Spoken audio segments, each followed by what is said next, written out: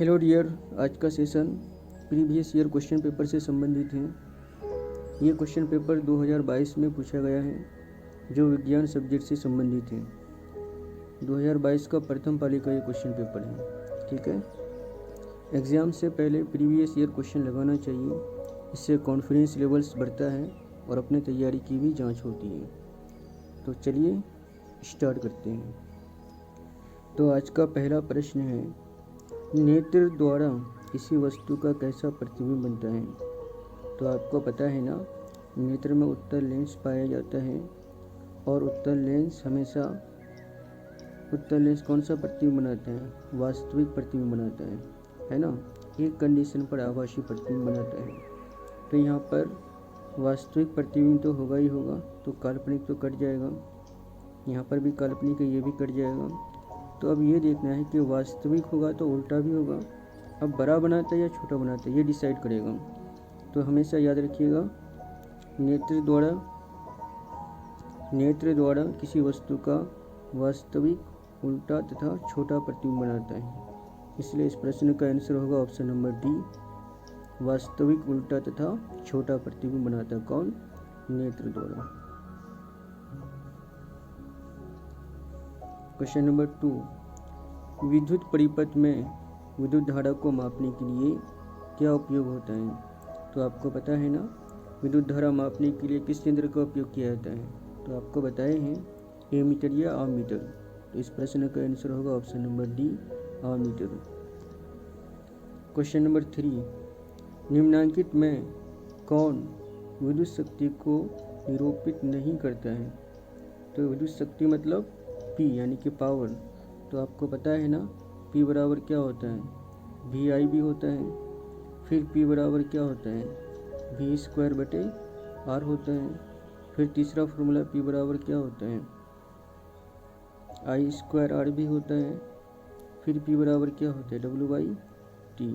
तो ये सभी P का ही फॉर्मूला है, यानी कि पावर। विद्युत शक्ति यानी कि पावर, इसका मात्रक क्या होता है? वाट होता है। तो यहाँ पर देखो P बराबर VI, यानी कि ये निरूपित करता है। P बराबर V²/R, ये भी निरूपित करता है। P बराबर I²R, ये भी निरूपित करता है। लेकिन P बराबर IR² नहीं होता है। तो इसलिए इस प्रश्न का आंसर होगा ऑप्शन नंबर डी, IR²। ठीक है। क्वेश्चन नंबर 4, क्या कहते हैं? निम्नलिखित में से किसी वस्तु का वास्तविक प्रतिबिंब कौन बना सकता है? तो आपको पता है ना, वास्तविक प्रतिबिंब कौन बनाता है? चाहे तो उत्तल लेंस होगा या फिर अवतल दर्पण होगा, है ना। देखिए किन्हें वास्तव में मिल रहा है यहाँ पर, है ना। और ये है अवतल दर्पण। तो यहाँ पर भी परावर्तित किरणें वास्तव में मिल रहा है। तो इसलिए वास्तविक प्रतिबिंब चाहे तो उत्तल लेंस बनाएगा, नहीं तो अवतल दर्पण बनाएगा। तो अब ऑप्शन में देखिए यहाँ पर क्या है। ऑप्शन में है उत्तल लेंस। तो यहाँ पर इसलिए आंसर हो जाएगा उत्तल लेंस। उत्तल लेंस क्या करता है? वास्तविक प्रतिबिंब बनाता है। Option number B. Question number 5, किसी बिंदु वस्तु से निकलकर किरणें यानी कि प्रकाश की किरणें किसी लेंस से अपवर्तित होकर जिस बिंदु पर मिलती हैं उसे कहते हैं। तो उसे क्या कहते हैं?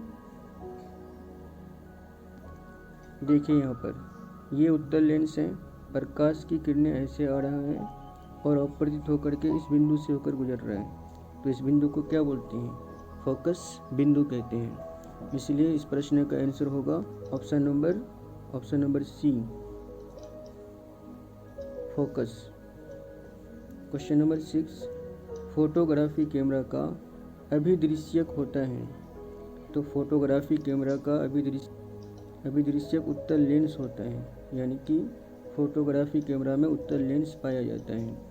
ऑप्शन नंबर सी इस प्रश्न का सही जवाब है। क्वेश्चन नंबर 7, किसी शब्दकोश में पाए गए छोटे अक्षरों को पढ़ते समय आप निम्न में से कौन सा लेंस पसंद करेंगे? तो छोटे अक्षरों को पढ़ने के लिए सबसे पहली बात है कि उत्तल लेंस का इस्तेमाल होता है। तो यहाँ पर अवतल लेंस वाला तो कट जाएगा, है ना, यानी कि ये होना चाहिए। वैसे आपको पता है ना, स्पष्ट दृष्टि की न्यूनतम दूरी कितनी होती है? 25 सेंटीमीटर होती है, ये भी ध्यान रखिएगा। क्वेश्चन नंबर 8, किसी गोलीय दर्पण तथा किसी पतले गोलीय लेंस दोनों की फोकस दूरी -15 सेंटीमीटर है, तो दर्पण तथा लेंस संभवतः है। तो यहाँ पर नोट कीजिए फोकस दूरी क्या है? ऋणात्मक है। तो फोकस दूरी ऋणात्मक इसका होता है, धनात्मक या ऋणात्मक, है ना। धनात्मक या ऋणात्मक जानने के लिए आपको ग्राफ पता होना चाहिए। ये आपका क्या है? मूल बिंदु है। तो मूल बिंदु से दाएं तरफ क्या होता है? धनात्मक होता है। उसी तरह से मूल बिंदु से बाएं तरफ क्या होता है? ऋणात्मक होता है। उसी तरह से मूल बिंदु से ऊपर धनात्मक होता है और नीचे क्या होता है? ऋणात्मक होता है। तो बस वही चीज़ यहाँ पर लेंस और दर्पण में समझना है। तो ये दर्पण है, तो दर्पण का मध्य बिंदु क्या कहलाता है? ध्रुव कहलाता है। तो ध्रुव बिंदु से बाएं तरफ माइनस होता है। तो देख सकते हो ये कौन सा दर्पण है? अवतल दर्पण है। तो अवतल दर्पण का ध्रुव बिंदु ये है। तो यहाँ से माइनस, यानी कि अवतल दर्पण का फोकस दूरी क्या होता है? ऋणात्मक होता है। उसी तरह से लेंस की कंडीशन में अगर चलते हैं तो अवतल लेंस में देखिए, ये लेंस है, इसका मध्य बिंदु कौन हुआ? ये हुआ। तो यहाँ से बाएं तरफ इसका फोकस बिंदु है। तो फिर अवतल लेंस का भी फोकस दूरी क्या होता है? ऋणात्मक होता है। तो आपको जवाब मिल चुका है। तो चाहे लेंस हो या दर्पण हो, वो अवतल ही होगा जिसका फोकस दूरी ऋणात्मक होता है। अर्थात अवतल लेंस का फोकस दूरी ऋणात्मक होता है और अवतल दर्पण का भी फोकस दूरी ऋणात्मक होता है। तो इसलिए इस प्रश्न का आंसर होगा option number C. Number C, दोनों अवतल। क्वेश्चन नंबर 9, वोल्ट बराबर होता है। तो वोल्ट बराबर क्या होता है? आपको पता है ना, V बराबर क्या होता है? फॉर्मूला क्यू, यानी कि हिंदी में विद्युत विभव बराबर कार्य बटे आवेश। तो अब विभव का मात्रक क्या होता है? वोल्ट। कार्य का मात्रक क्या होता है? जूल प्रति। आवेश का मात्रक कूलम, है ना। तो इस तरह से V बराबर क्या होगा? जूल प्रति कूलम, यानी कि वोल्ट बराबर होगा जूल प्रति कूलम। इसलिए इस प्रश्न का आंसर होगा ऑप्शन नंबर बी, जूल प्रति कूलम। क्वेश्चन नंबर 10, विद्युत आवेश के प्रवाह की दर को कहते हैं। तो आवेश के प्रवाह की दर को क्या कहते हैं? विद्युत धारा कहते हैं। ऑप्शन नंबर ए। क्वेश्चन नंबर 11, निम्नांकित में कौन सा कथन सत्य है? तो देखिए यहाँ पर वोल्ट बराबर क्या होता है? Joule by coulomb. तो मैं इसी को आगे बढ़ाता हूँ। तो जूल बराबर क्या होगा? वोल्ट गुना कॉलम हो जाएगा। जूल बराबर वोल्ट गुना कॉलम। ठीक है, कैसे? तो देखो यहाँ पर ध्यान से देखो, वोल्ट बराबर क्या होता है? एक मिनट। वोल्ट बराबर होता है जूल बटे कूलम, है ना। जूल बटे कूलम। तो यहाँ पर बटे कुछ नहीं तो क्या है? 1 है। क्रॉस कीजिए तो जूल एकम, जूल को 1 से गुना करेंगे तो क्या मिलेगा? जूल। और बराबर वोल्ट क्या होगा? कूलम से गुना होगा। तो जूल बराबर क्या मिला हमको? वोल्ट गुना कूलम। सही है, वोल्ट गुना कूलम। तो इसलिए इस प्रश्न का आंसर होगा ऑप्शन नंबर बी, जूल बराबर वोल्ट गुना कूलम या कूलम गुना वोल्ट। बात तो एक ही है, तो कूलम गुना वोल्ट। ऑप्शन नंबर बी सही जवाब है। समझ गए? चलिए क्वेश्चन नंबर 12, बॉन्ड CHO अभिक्रियाशील समूह को कहते हैं। तो ये बॉन्ड CHO किसका क्रियाशील मूलक है? आपको पता है ना। देखिए, आपको हम कई प्रकार के क्रियाशील मूलक पढ़ाए हुए हैं। जैसे बॉन्ड OH एल्कोहल का होता है। बॉन्ड OH किसका होता है? एल्कोहल का होता है। बॉन्ड OH एल्कोहल का होता है। इसी प्रकार बॉन्ड CHO इसका होता है? एल्डिहाइड का होता है। इसी प्रकार डबल बॉन्ड CO कीटोन का होता है। और बॉन्ड COOH कार्बोक्सिलिक अम्ल का होता है ना। बॉन्ड COOH किसका होता है? कार्बोक्सिलिक अम्ल का होता है। तो यहाँ पर हमको पूछा है बॉन्ड CHO, तो फिर क्या हो जाएगा? एल्डिहाइड हो जाएगा। तो इसलिए इस प्रश्न का आंसर होगा ऑप्शन नंबर सी, एल्डिहाइडिक समूह। क्वेश्चन नंबर 13, एथेनॉल को सांद्र H2SO4 के साथ गर्म करने पर निम्नलिखित में कौन सी गैस बनती है? तो याद रखना है C2H4 यानी कि option number D. Question number 14, zinc blende निम्नलिखित में किस धातु का अयस्क है? तो आपको पता है ना जिंक ब्लेड किसका अयस्क है? जिंक ब्लेड, जिंकाइट और कैलेमाइन किसका अयस्क है? जिंक यानी कि जस्ता का अयस्क है। तो इसलिए इस प्रश्न का आंसर होगा ऑप्शन नंबर बी, जडियन यानी कि जिंक यानी कि जस्ता। याद रखिएगा जिंक यानी जस्ता के 3 अयस्क होते हैं, जिंक ब्लेड, जिंकाइट और कैलेमाइन, यानी कि जडियन एस, जडियन ओ और जडियन CO3। देख लेना, थोड़ा सा बता दिए हैं। क्वेश्चन नंबर 15, आवर्त सारणी के किसी आवर्त के तत्वों में कौन सा गुण समान होता है? तो आवर्त सारणी के किसी आवर्त के तत्वों में कौन सा गुण समान होता है? चलिए देखते हैं आगे। चलिए यहाँ पर देखिएगा, इसका संयुक्त इलेक्ट्रॉन सोडियम का 1 है। वहीं पर अगर मैग्नीशियम का देखिएगा तो संयुक्तता 2 है। एल्युमिनियम का अगर यहाँ पर देखिएगा तो इसका संयुक्तता 3 है। संयुक्त इलेक्ट्रॉन भी समान नहीं है, संयोजकता भी समान नहीं है। क्वेश्चन पूछ रहा है क्या समान गुण है? तो बिल्कुल यहाँ पर समानता यही दिख रहा है कि तीनों में क्या है, सोडियम के भी 3 कक्ष हैं, के सेल, एल सेल और एम सेल। मैग्नीशियम की भी 3 कक्ष हैं, के सेल, एल सेल और एम सेल। और एल्युमिनियम के भी 3 हैं। तो यहाँ पर तीनों का सेलों की संख्या या फिर कक्ष की संख्या क्या है, समान है। तो इसलिए इस प्रश्न का कक्षों की संख्या समान होती है। ठीक है, चलिए अगला प्रश्न, अभिक्रिया CaO plus H2O arrow CaOH पर होल 2 किस प्रकार की अभिक्रिया है? तो यहाँ पर देख सकते हो अभिकारक कितने हैं, 2 हैं, लेकिन उत्पाद 1 है। तो ये कौन सी अभिक्रिया होगी? संयोजन अभिक्रिया होगी। आपको पता है ना संयोजन अभिक्रिया किसे कहते हैं? के अंतर्गत 2 या 2 से अधिक अभिकारक आपस में मिलकर केवल एक उत्पाद बनाता है। तो जहाँ पर केवल एक उत्पाद बनेगा वहाँ पर हमेशा क्या होगा, संयोजन अभिक्रिया होगा। तो इसलिए इस प्रश्न का आंसर होगा option number B. Question number 17, जल में घुलनशील भस्म को कहते हैं। तो जल में घुलनशील भस्म क्या कहलाता है? क्षार कहलाते हैं, option number B. Question number 18, soda ash का रासायनिक सूत्र है। तो सोडा एश का रासायनिक सूत्र क्या होता है? Na2CO3। सोडा एश को ही क्या कहा जाता है? सोडियम कार्बोनेट कहा जाता है। तो इसलिए इस प्रश्न का आंसर होगा ऑप्शन नंबर बी। जैसे कास्टिक सोडा का क्या होता है? NaOH होता है। खाने वाला सोडा NaHCO3। बेकिंग सोडा इसका भी सेम ही होता है। धोबन सोडा का क्या होता है? Na2CO3.10H2। ब्लीचिंग पाउडर का क्या होता है? CaOCl2 या CaOCl/Cl। व्यंजक चूर्ण ब्लीचिंग पाउडर को ही कहते हैं, सेम होगा। तुतिया का क्या होता है? CuSO4.5H2O। जिप्सम का क्या होता है? CaSO4.2H2O। और जिप्सम को ही गर्म करने पर सावधानीपूर्वक गर्म करने पर 1/2 जल के अणु खत्म होने पर क्या होता है? हाफ H2O बचता है। तो इस प्रकार CaSO4.5H2O फिर क्या हो जाएगा? प्लास्टर ऑफ पेरिस का हो जाएगा, है ना। जिप्सम का क्या होता है? CaSO4.2H2O और प्लास्टर ऑफ पेरिस का होता है CaSO4.5H2O, है ना।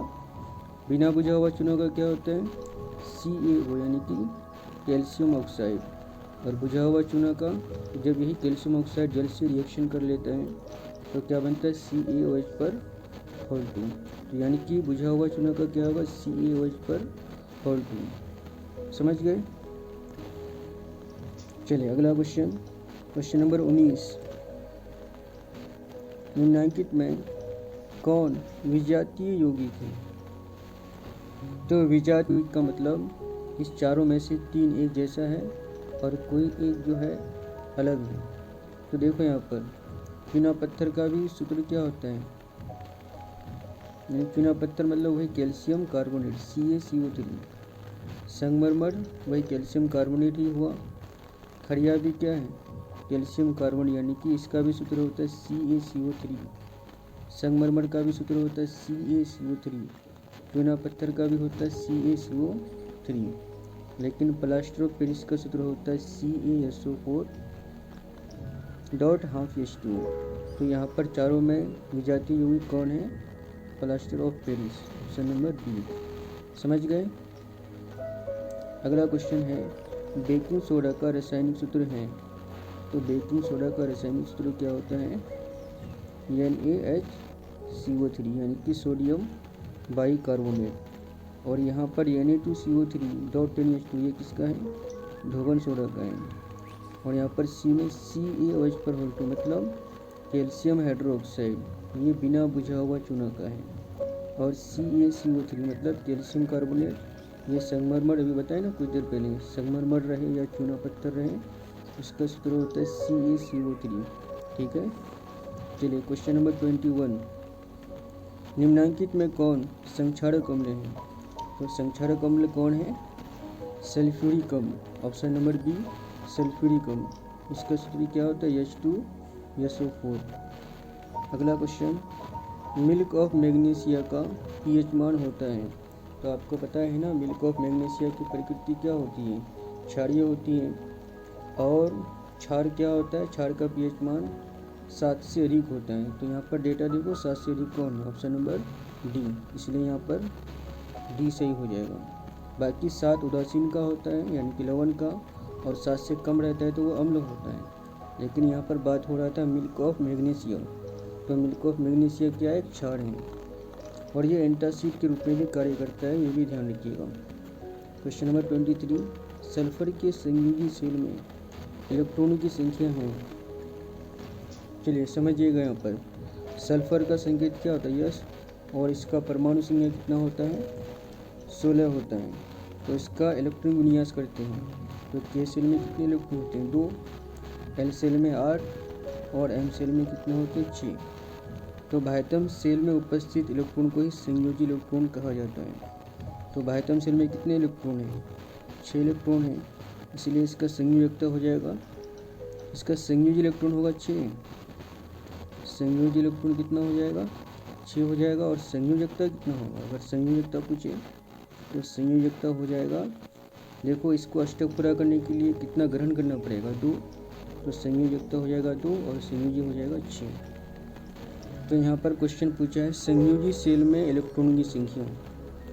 तो संयोजी सेल में कितने इलेक्ट्रॉन हैं, 6 हैं, इसलिए इस प्रश्न का आंसर होगा option number D. Question number 24, निम्नलिखित तत्वों में किसकी आयनन ऊर्जा अधिकतम है। तो किसकी आयनन ऊर्जा अधिक होती है, फ्लोरीन की, ऑप्शन नंबर बी फ्लोरीन। तो थोड़ा सा यहाँ पर ध्यान दीजिए, तो ये क्लोरीन फ्लोरीन है ना, यहाँ पर आयोडीन ब्रोमीन, ये किस प्रकार का तत्व है, आप कमेंट बॉक्स में लिखकर बताइए इस प्रकार का तत्व है। और ये आवर्त सारणी के किस वर्ग में रखा गया है, ये भी साथ में मेंशन करना। चलिए क्वेश्चन नंबर 25, निम्नलिखित में कौन सा मात्रक वाट के बराबर होता है। तो वाट किसका मात्रक है, पावर यानी कि विद्युत शक्ति का मात्रक है। तो P बराबर क्या होता है, W/T। और यहाँ पर W का मतलब कार्य, और कार्य का मात्रक क्या होता है, कार्य का मात्रक होता है जूल, और यहाँ पर टाइम का मात्रक सेकेंड। तो जूल प्रति सेकंड होना चाहिए। तो जूल प्रति सेकंड कहाँ पर है, ऑप्शन नंबर ए। तो इसलिए इस प्रश्न का आंसर होगा ऑप्शन नंबर ए, जूल प्रति सेकंड। ठीक है, याद रखिएगा। अच्छा, यहाँ पर वाट से जुड़ा हुआ एक क्वेश्चन याद आया, 1 HP यानी कि 1 अश्व शक्ति कितना वाट के बराबर होता है, ये भी कमेंट बॉक्स में बताइए। क्वेश्चन नंबर 26, विद्युत हीटर के तार की कुंडली बनी होती है। तो विद्युत हीटर के तार की कुंडली किसकी बनी होती है, नाइक्रोम की बनी होती है, option number D. Question number 27, किसी परिपथ का वो गुण जो विद्युत ऊर्जा को ऊष्मा में बदल देता है। तो इस गुण को क्या बोलते हैं, प्रतिरोध कहते हैं। ऑप्शन नंबर ए प्रतिरोध। क्वेश्चन नंबर 28, एक विद्युत सेल से धारा प्राप्त करने पर इसके सिरों के बीच विभवांतर का मान होता है। तो इस प्रश्न का आंसर होगा विद्युत वाहक बल से कम, यानी कि option number B. Question number 29, अनवीकरणीय ऊर्जा का स्रोत है।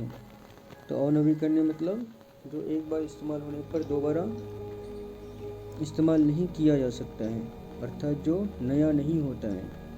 तो यहाँ पर देख सकते हैं कोयला का एक बार उपयोग करने पर दोबारा इस्तेमाल नहीं किया जा सकता है, इसलिए कोयला क्या है, अनवीकरणीय ऊर्जा के स्रोत है।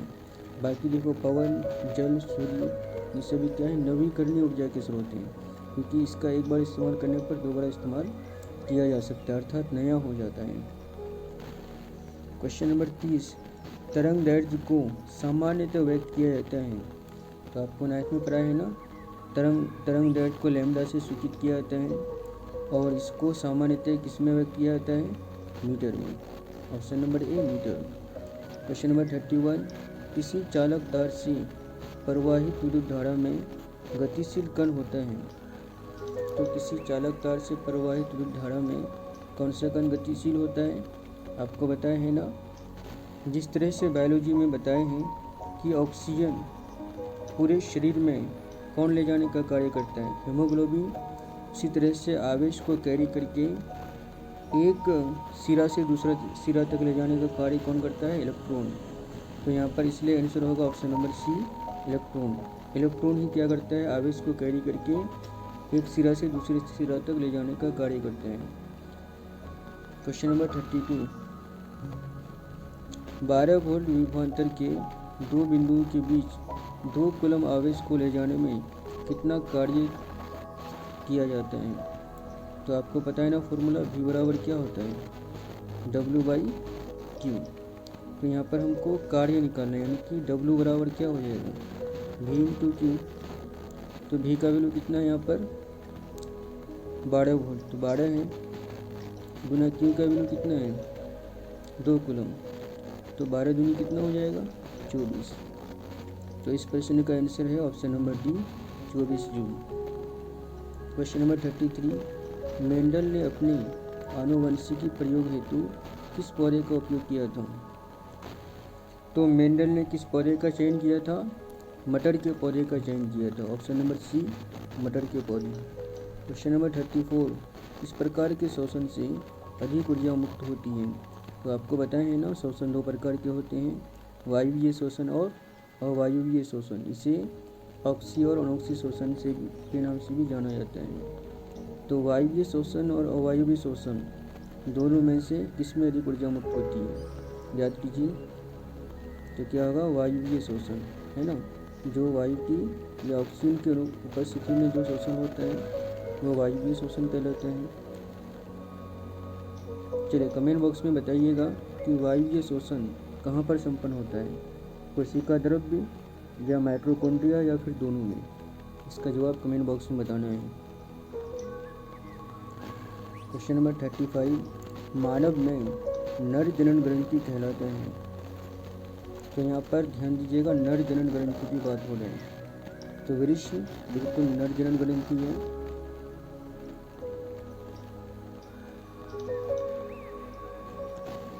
तो इसलिए इस प्रश्न का आंसर होगा ऑप्शन नंबर ए।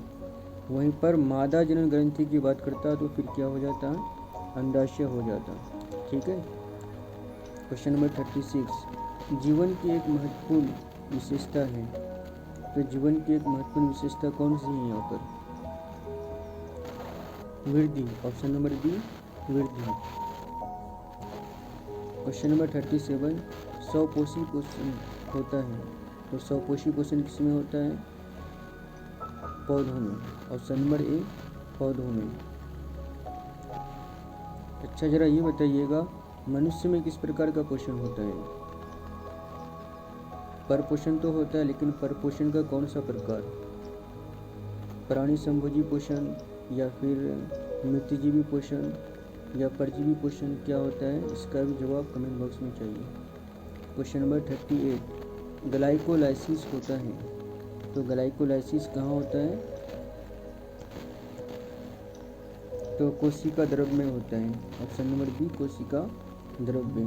क्वेश्चन नंबर 39, तंत्रिका तंत्र की संरचनात्मक एवं क्रियात्मक इकाई को कहते हैं। तो तंत्रिका तंत्र की संरचनात्मक तथा क्रियात्मक इकाई को क्या कहते हैं? न्यूरॉन कहते हैं। क्या कहते हैं?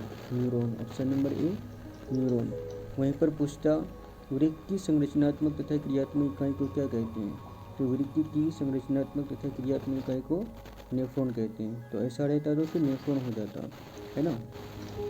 चलिए क्वेश्चन नंबर 40, कौन सा एंजाइम वसा पर क्रिया करता है?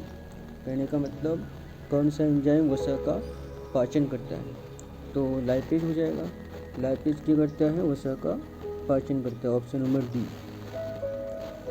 वहीं पर पूछता कि कार्बोहाइड्रेट का पाचन कौन सा एंजाइम करता है? तो आपको पता है ना, मुख्य गुहा में कौन सा एंजाइम करता है? टाइलिन या इमाइलिन। तो इस कंडीशन में इमाइलेज हो जाता है। वहीं पर पूछता कि वसा कौन सा एंजाइम करता है? तो फिर पेप्सिन नामक एंजाइम हो जाता है। ठीक है, ये सभी फैक्ट आपको याद रखना है। चलिए आज के लिए इतना ही काफ़ी। अगला पार्ट नेक्स्ट डे को किया जाएगा।